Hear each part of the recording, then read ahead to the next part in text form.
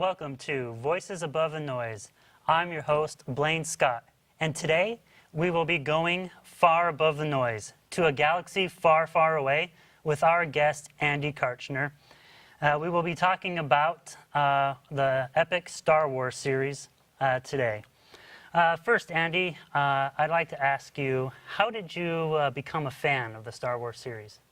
Actually, I just grew up on it. I can't even remember not watching Star Wars. When I was a kid, we didn't really have cable TV. We just kind of had a stack of VHS movies, maybe 10 or 15 of them, and 3 of them were the original Star Wars trilogy. So as far as I can remember, I've been watching Star Wars. Nice. So do you have a favorite Star Wars episode? Yeah, I like Return of the Jedi best. Why is that? Well, my favorite character, and maybe this is a little cliche, is Luke, and I really feel like his character comes to full fruition in that episode, where he really learns to harness the Force and to harness his own passions and his own desires. He comes to terms with the fact that Darth Vader's his father. He comes to terms with he realizes the fact even before he's told that Leia is his sister. And the maturity that I see in Luke is kind of something to aspire to, and I like that because it's a story of maturing and harnessing our own passions and desires in order to be able to accomplish our goals.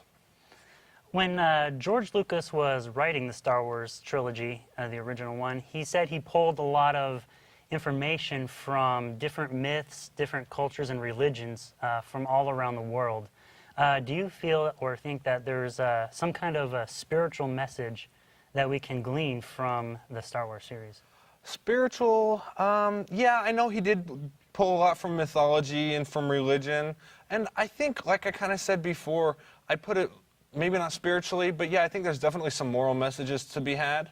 Really, if you look at all six episodes, it's really a story of redemption. And that's a story of Anakin Skywalker. From beginning to end, it's about his journey to first free himself from slavery, to harness his own passions just like his son, Luke. In the end, he fell captive to some of his passions and desires, but again, in the very end, he was able to finally overcome that. And so I do think there are some major moral messages to take away that we can overcome our vices. And that I think it's really important to just really control our own passions and desires, like I said before. So that comes through both with Anakin and with Luke. So. Oh, thank you very much. We're going to go ahead and flip to break right now. So we'll go ahead and go to our break, and we'll see you right after this commercial break.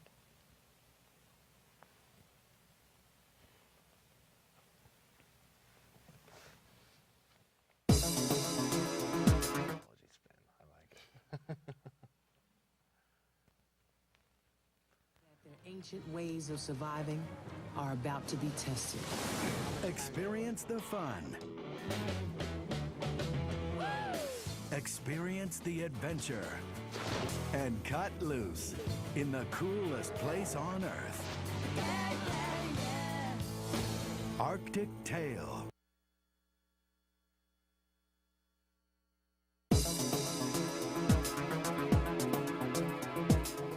Talking about the Star Wars series. Andy, now there have been a lot of books written outside of, I guess, what some Star Wars purists may call the Lucas canon. Right. How do you feel about those books, and do you think, or do you feel they are part of the official story? Oh, the official story? No, I don't think so. To be honest, I haven't read any of them. I think it's fun to speculate about what could have happened or might have happened in that story, but really, George Lucas is a storyteller, and anything beyond that, I think, goes beyond the real scope of it. But that's not to diminish the value of, I think, those books and stories and comics and everything like that. So I wouldn't call it part of the official saga, if you will, but I definitely see the value. What impact do you think Star Wars has had overall on the American culture and on the movie industry in itself? Okay, well, I really think Star Wars brought sci-fi out of the B-movie category, if you will. It just became something that people can actually watch, along with Star Trek, I think, and go beyond just weird-looking aliens and fake-looking lasers. You know, both of those existed in Star Wars, but since the plot was so identifiable and the characters so rich and the chemistry between the actors so wonderful, I think it really gave America something to grab onto.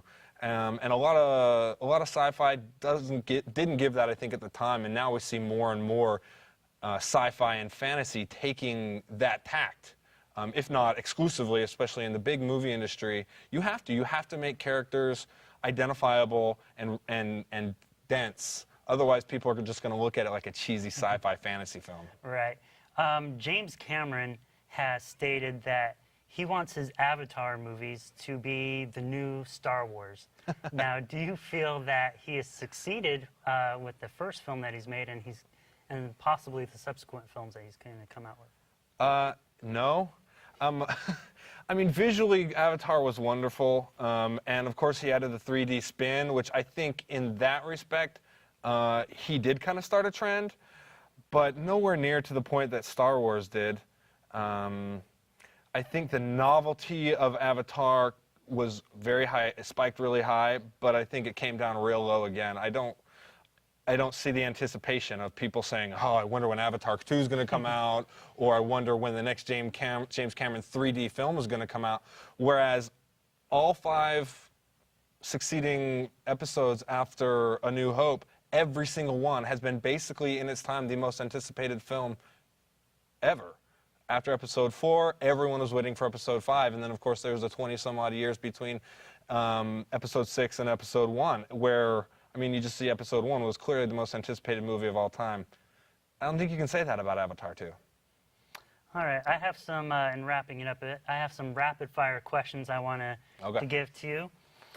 First is, if Luke Skywalker and Chuck Norris got into a fight, who would win? Oh, that's not even a question. Luke Skywalker. Okay, watch out, Chuck Norris fans. Bring it on, Chuck.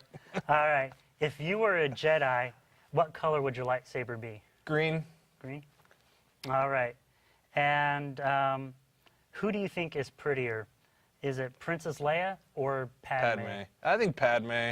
Maybe that's just because the production came out more in my time. I watched Leia when I was a little kid, but I'd have to go with Padme. All right, and here's a bit of trivia for you. What does Yoda say when Luke tells him that he is not afraid in was it Empire Strikes Back? You will be. You will be. Very good. So you are a bit of a fan. Nice. All right. Well, thank you very much. I have just actually one more quick question for you, relating back to a bit to the James Cameron thing. Now, some people would say, are very big fans of the Avatar series, and say that this would be a bigger thing because it has grossed more money than some of the Star Wars movies, especially the newer ones that came out. What would be your response to that? Well, you know, I don't think necessarily money is the only factor, although I think money definitely is one thing that you have to look at in judging the success of a film. But if you only looked at money, then you could name a lot of films that were more successful than Star Wars. But when you really look at the overall effect that Star Wars had on society, on the film industry, and the storytelling that came out of Star Wars, I mean, and it permeates our culture. I mean, if I say Darth Vader, or Luke Skywalker, or Leia, or Han Solo, or Yoda, or Chewbacca, I mean, these are all terms that are completely known by 99% of our society. But right now, I couldn't tell you a single name out of the movie Avatar. And maybe the big fans could, but could all society do that? I'm not sure that it permeated to that level. All right, thank you very much. Thanks for coming and talking with us today, and we'll see you next time on Voices Above the Noise.